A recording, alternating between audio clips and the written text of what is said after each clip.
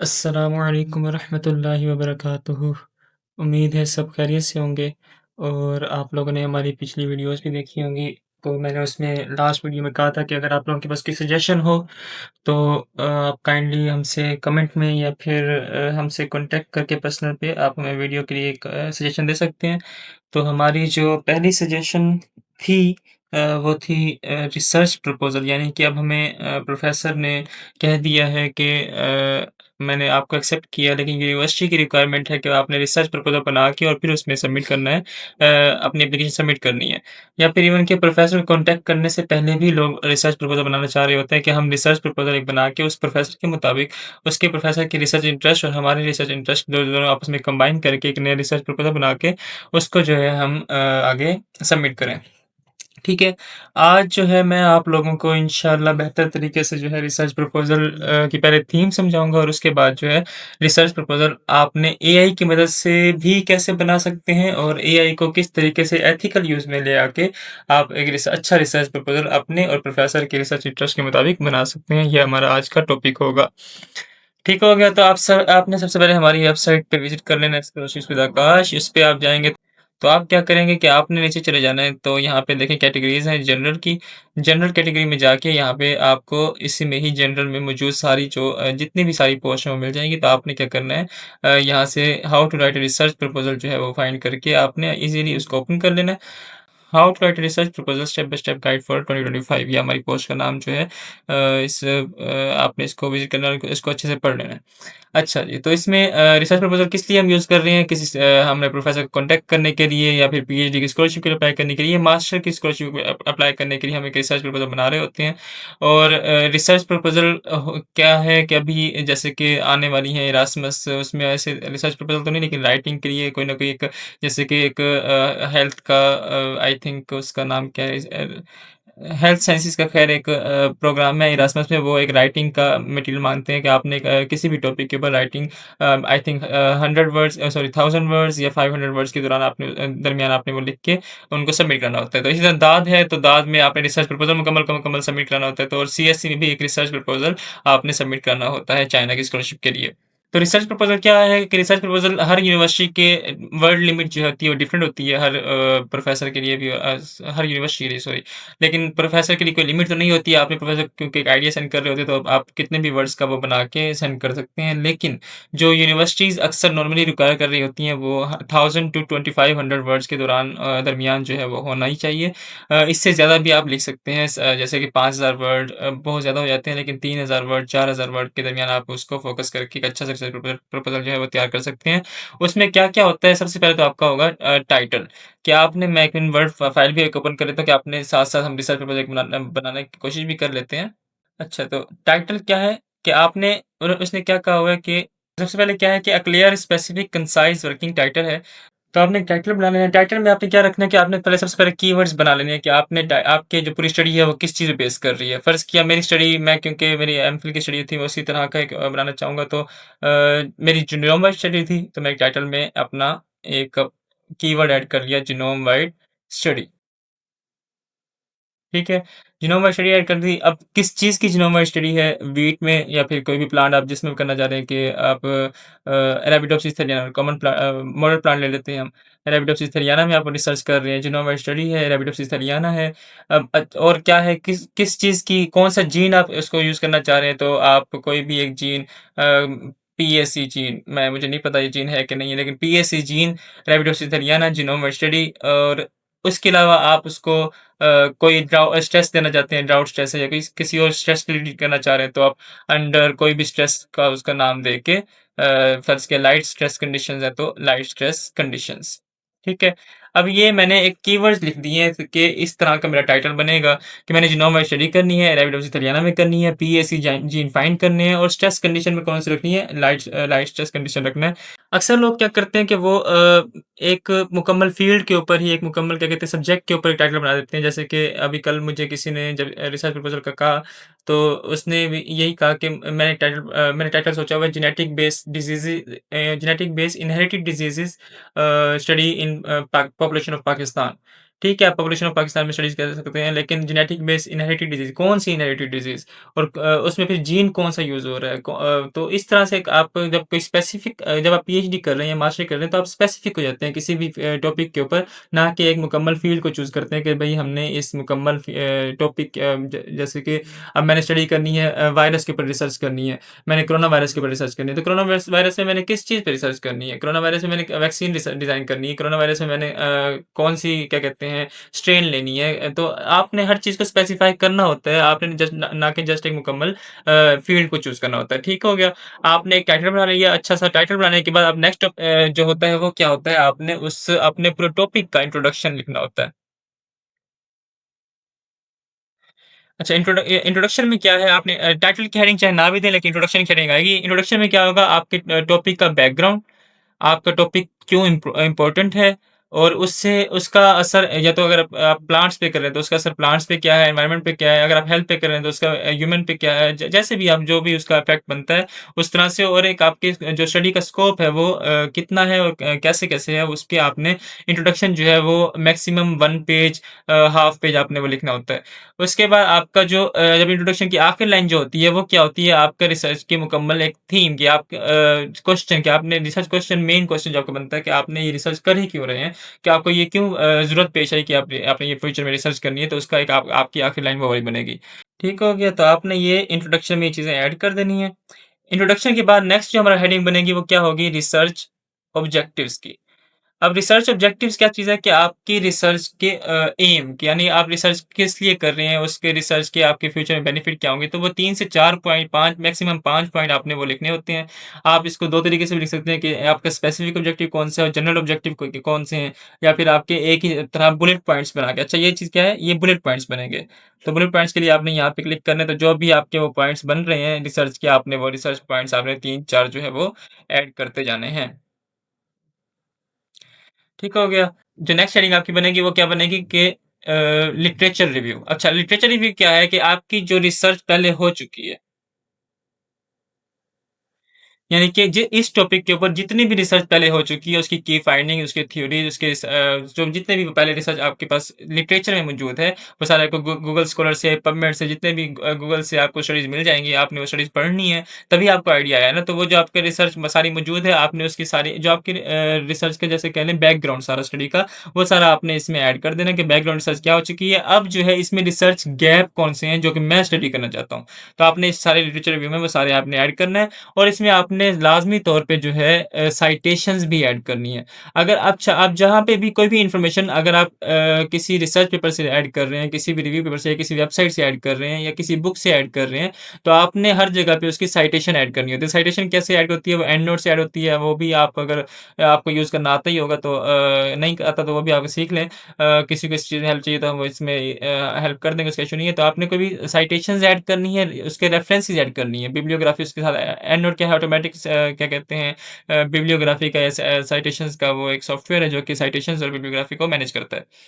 ठीक हो गया, इसके बाद आपका जो नेक्स्ट है वो रिसर्च मेथोडोलॉजी है। कि आपने जो है रिसर्च मेथोडोलॉजी ऐड करनी है। रिसर्च मेथोडोलॉजी क्या है कि आपकी रिसर्च डिज़ाइन यानी कि आप कौन-कौन से टूल्स को कहाँ-कहाँ से डाटा को कलेक्ट करेंगे, कौन-कौन से टूल्स यूज़ करेंगे या कौन-कौन से मेथड्स रिसर्च मेथड यूज़ करेंगे।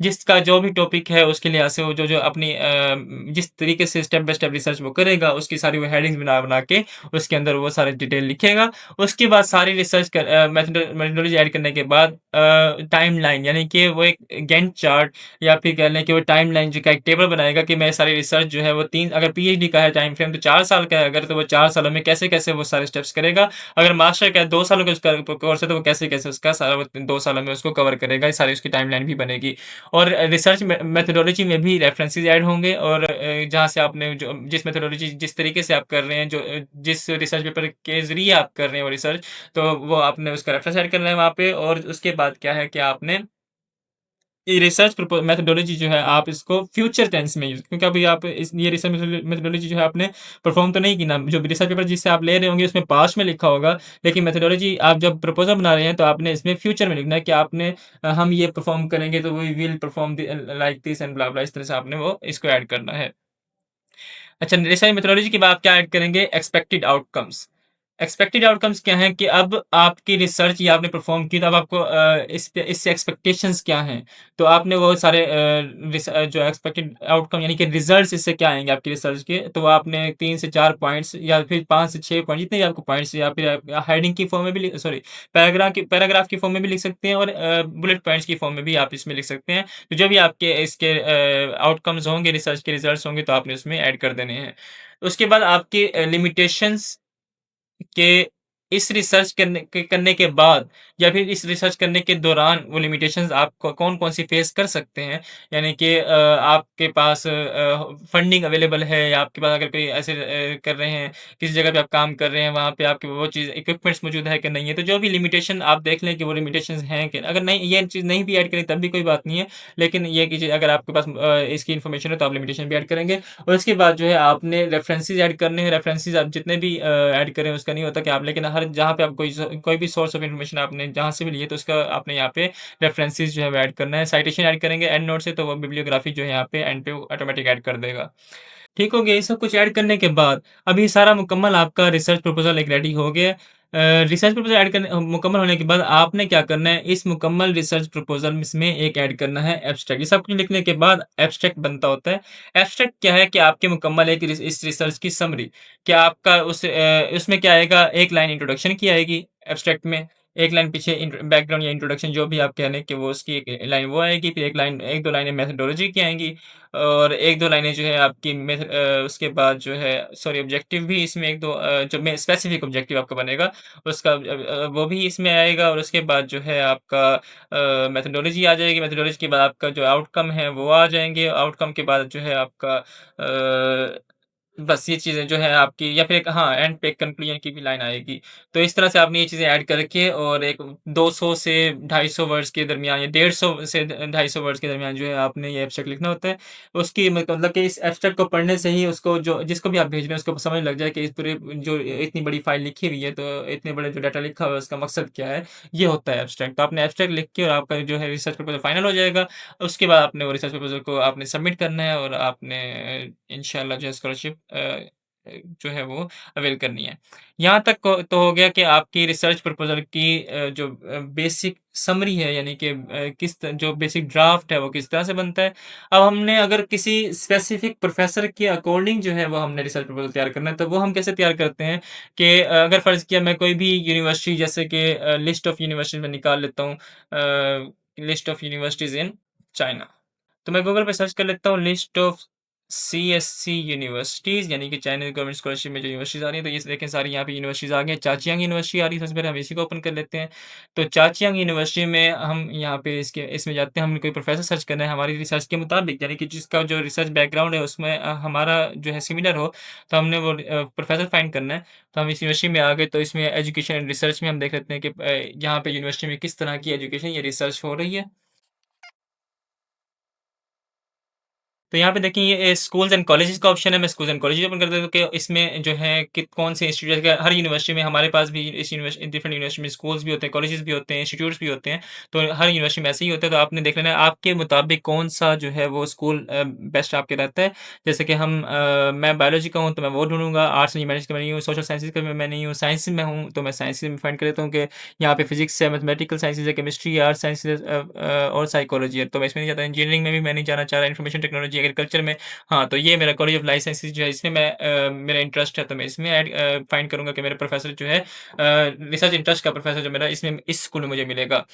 तो इसमें देखें यहाँ पे भी रिसर्च का ऑप्शन है तो मैं देख लेता हूँ कि इसमें क्या-क्या चीज़ इस स्कूल में जो है वो कौन-सी रिसर्च हो रही है। तो ये देखें institute of biochemistry, biotechnology, plant biology, microbiology तो मुझे प्लांट बायोलॉजी में अगर इंटरेस्ट है प्लांट बायोलॉजी को ओपन करूँगा और इसमें देखें रिसर्च एरियाज़ सारे मौजूद हैं। और की लैब्स और रिसर्च सेंटर्स भी यहाँ पे मौजूद हैं और लेटेस्ट साइंटिफिक रिसर्च भी यहाँ पे मौजूद है। लेकिन अब मुझे पता लग गया कि मेरी रिसर्च इस स्कूल में हो रही है तो मैं यहाँ पे अब इसमें फैकल्टी में जाऊँगा। फैकल्टी में देखिए अब ये सारी फैकल्टी यहाँ पे मौजूद आ गई है। अब इनकी यहाँ पे रिसर्च इंटरेस्ट भी लिखे हुए हैं plant nutrition, plant physiology, plant genomics in rice and soybean और जो भी सारी रिसर्च है तो इनकी यहाँ पे ईमेल भी दी हुई है। मैं किसी भी प्रोफेसर की अगर प्रोफाइल ओपन करता हूँ तो ये प्रोफ़ाइल सारी ओपन होगी और यहाँ पे देखें इसकी सारी प्रोफ़ेसर की बायोग्राफ़ी कि इसने इसके रिसर्च इंटरेस्ट क्या-क्या थे, ये कोर्सेज़ कौन-कौन से पढ़ाती हैं, रिसर्च प्रोजेक्ट्स इसके अभी कौन-कौन से चल रहे हैं, पब्लिकेशंस क्या हैं, ऑनर्स एंड अवार्ड और पेटेंट सारी मतलब इसके प्रोफ़ेसर की डिटेल यहाँ पे मौजूद है। तो अब मैं इसके रिसर्च प्रोजेक्ट्स या पे अगर चला जाऊँ या फिर पब्लिकेशंस पे अगर चला जाऊँ तो देखता हूँ कि मैं इनकी जो लेटेस्ट पब्लिकेशन है या अभी की जो रिसर्च है वो किस चीज़ पे कर रही हैं। तो अगर हमें यहाँ से नहीं भी मिलता तो हम इस प्रोफ़ेसर को है वो क्या है गूगल स्कॉलर पे या रिसर्च गेट पे मैं इसको सर्च कर सकते हैं। अगर मैं इसको गूगल पे सर्च करूँ तो ये देखें गूगल स्कॉलर पे ये प्रोफ़ेसर मौजूद हैं। चाचियांग यूनिवर्सिटी से ही हैं, तो देखें मैं यहाँ पे बाय ईयर अगर सर्च करूँगा तो ये देखें 2025 में इन्होंने बहुत सारे अभी रिसर्च पेपर सबमिट किए हुए हैं। तो अब मैं अगर इनकी कोई भी रिसर्च मुझे पता लग गया कि इनकी रिसर्च चल रही है, अब मैं इसके सारे रिसर्च पेपर पढ़ूँगा। सारे रिसर्च पेपर पढ़ने का मतलब ये नहीं है कि आपने इसको एक-एक लफ्ज़ बैठ के पढ़ना शुरू कर देना है और आप फिर आप एक रिसर्च पेपर बनाएँगे, ऐसा नहीं होता। आपने जस्ट प्रोफ़ेसर के सारे पेपर के जो टाइटल्स हैं वो पढ़ लेने हैं, एब्स्ट्रैक्ट पढ़ लेने हैं, कि आपको पता लग जाए कि आपके और इसका प्रोफ़ेसर का रिसर्च इंटरेस्ट जो है वो सेम है। फिर क्या करना है आपने इसके मुताबिक और अपने प्रोफ़ाइल के मुताबिक अगर रिसर्च प्रपोज़ल तैयार करना है तो आपने अब यहाँ पे एआई का आप यूज़ कर सकते हैं जस्ट फॉर एक आइडिया के लिए। तो आप चैट जीपीटी को अगर ओपन करेंगे तो आपने इसमें उस प्रोफ़ेसर के सारे प्रोफ़ेसर का नाम, प्रोफ़ेसर की डिटेल्स क्या कहते हैं, जो यहाँ पे सारी लिखी हुई हैं। बायोग्राफ़ी में, कोर्सेज़ में और सब कुछ ये सारी डिटेल्स और उसके चंद पेपर जो उसके लेटेस्ट थे वो ऐड करने हैं और फिर उससे पूछ लेना है कि भई मेरी जो रिसर्च इंटरेस्ट है या जो मेरा बैकग्राउंड है वो सारा ये वाला है। तो आप अब जो है मैं इस प्रोफ़ेसर के साथ रिसर्च करना चाहता हूँ तो मुझे एक नया आइडिया जो है वो जनरेट करके दें ताकि मैं उस तरह की किस तरह की रिसर्च के साथ मैं कर सकता हूँ। तो इस तरह से आपको जो है वो आइडिया प्रोवाइड कर देगा चैट जीपीटी या कोई भी एआई जो आप अच्छा यूज़ करते हैं। तो उससे जो है वो आप आइडिया लेके और उसके ऊपर फिर सारी रिसर्च और रिसर्च मेथोडोलॉजी और सारा वो आप एक अच्छा रिसर्च पेपर बना के और फिर उसके बाद जो है वो प्रोफ़ेसर को सबमिट कर सकते हैं और आपको उससे क्या होगा एक अच्छा-सा रिसर्च आइडिया भी मिल जाएगा और उस लेकिन आपने जो एआई है वो इस तरह से ये नहीं यूज़ करनी कि आप मुकम्मल का जो रिसर्च प्रपोज़ल है वो इससे तैयार करें। वो एआई जो भी है वो सारा फेक डेटा देता है। सारा तो नहीं कह सकते लेकिन मोस्टली जो है वो फेक डेटा दे रहा होता है। तो आपने जस्ट एक आइडिया ले लेना होता है कि फिर उस वो आइडिया फ़िज़िबल भी है कि नहीं है, कि वो रिसर्च हो भी सकती है कि नहीं हो सकती, ये फिर आपका अपना क्रिटिकल माइंड जो है वो आपने रखना है और उससे आपने अपने आप को क्या कहते हैं इवैल्यूएट करना है उस प्रपोज़ल को कि आप उस आइडिया को सॉरी कि वो प्रपोज़ल जो है या वो जो आइडिया उसने बना के दिया वो उस लैब में या फिर आपकी हिम्मत में ताकत में वो है भी सही कि नहीं, कि वो आप कर सकते भी हैं कि नहीं। तो इस तरह से आपने वो रिसर्च प्रपोज़ल मुकम्मल तैयार करके आपने सबमिट करा देना है, तो इंशाल्लाह आपकी स्कॉलरशिप लग जाएगी। तो आज की वीडियो के लिए इतना ही। अगर आपको किसी तरह की कोई भी हेल्प चाहिए तो आप हमसे कॉन्टैक्ट कर सकते हैं और रिसर्च प्रपोज़ल आप अच्छा-सा बनाएँ, अप्लाई करें, स्कॉलरशिप हासिल करें। फिर भी किसी को अगर कोई हेल्प चाहिए तो हमसे कॉन्टैक्ट करें। हमारे हर चैनल को सब्सक्राइब करें, सोशल मीडिया प्लेटफ़ॉर्म पे फ़ॉलो करें और इंशाअल्लाह हम आपको अच्छा रिस्पॉन्स देंगे। जज़ाकल्लाह, अल्लाह हाफ़िज़।